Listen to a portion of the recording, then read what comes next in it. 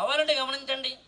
ఇప్పుడు ఒక అరగంట అయింది అనుకుందాం, నాకు మైక్ ఇచ్చి నేను గట్టిగా మాట్లాడుతాను, మీరు గమనించారో లేదో. నిజానికి నేను మైక్ లేకపోయినా కూడా ఎంతగా మీకు వినిపించాలంత గట్టిగా మాట్లాడుతున్నాను. నేను ఎవరు అలసిపోవాలి? నేను అలసిపోవాలి. కావాలంటే గమనించండి, ఒక అరగంట అయిందని అలసిపోవాలి, కానీ మీరుగా అలసిపోతారు. కావాలంటే చూడండి, మీరు ఫస్ట్ ఇలా కూర్చుంటారండి, తర్వాత అప్పుడే 10 నిమిషాలు అయిందనుకోండి ఇలా పెడతారండి, ఇంకొక 10 నిమిషాల తర్వాత ఇలా పెడతారండి, ఆ తర్వాత 10 నిమిషాలు ఇలా పెడతారండి, ఆ తర్వాత కళ్యాణ్గా చూస్తారు. ఇంకా అవధానట్టుగా నెక్స్ట్ మాధవీలత గారు ఎప్పుడు వస్తారని చూస్తారు. ఎందుకనంటే మీరు ఇక్కడ బ్రెయిన్ పెట్టాలి. బ్రెయిన్ పెట్టిన ప్రతిసారి అలసిపోతారండి. ఇప్పుడు చూడండి, సమాజంలో బ్రెయిన్ పెట్టినప్పుడు అలసిపోయిన వాడు సి గ్రేడ్ అండి.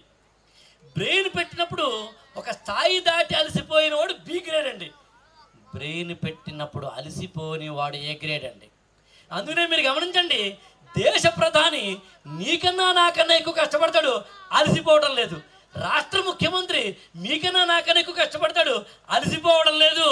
మనం అలసిపోతున్నాం. మనం ఏ గ్రేడ్ కావాలి అంటే అలసిపోకుండా ఉండడమే. నాన్ సెన్స్ కాదు, సెన్స్ చేసినప్పుడు అలసిపోకుండా ఉండడమే. అందుకనే నేను ఇప్పుడు స్టార్ట్ చేశాను కదా, తెల్లారే వరకు మాట్లాడగలను. ఎందుకని నేను అలసిపోవట్లేదు? ఎందుకు అలసిపోవట్లేదు అంటే నేను ఈ పనిని ప్రేమిస్తున్నాను కాబట్టి, ఈ పని నేను గౌరవిస్తున్నాను కాబట్టి, ఈ పనిలో నేను బ్రెయిన్ పెడుతున్నాను కాబట్టి, అందుకే నేను ఏ గ్రేడ్లోకి వెళ్ళాలనుకుంటున్నాను కాబట్టి. మీరు కూడా ఏ గ్రేడ్లోకి వెళ్ళాలనుకుంటే నాన్ సెన్స్ చేస్తున్నప్పుడేమో అలసిపోండి, సెన్స్ చేస్తున్నప్పుడేమో ఎనర్జెటిక్గా ఉండండి.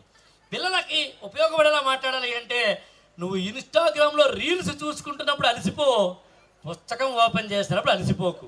కానీ మన పిల్లవాడు పుస్తకం ఓపెన్ చేసినప్పుడు అరగంటకి అలసిపోతాడు. అదే మీకు ఇన్స్టాగ్రామ్లో రీల్స్ చూస్తున్నప్పుడు 5 గంటలైనా చూస్తాడు. ఇప్పుడు చెప్పండి, అలసిపోవడానికి జీవితంలో ఏ గ్రేడ్గా వెళ్ళడానికి ఉన్న తేడా. Perfect sir. Thank you.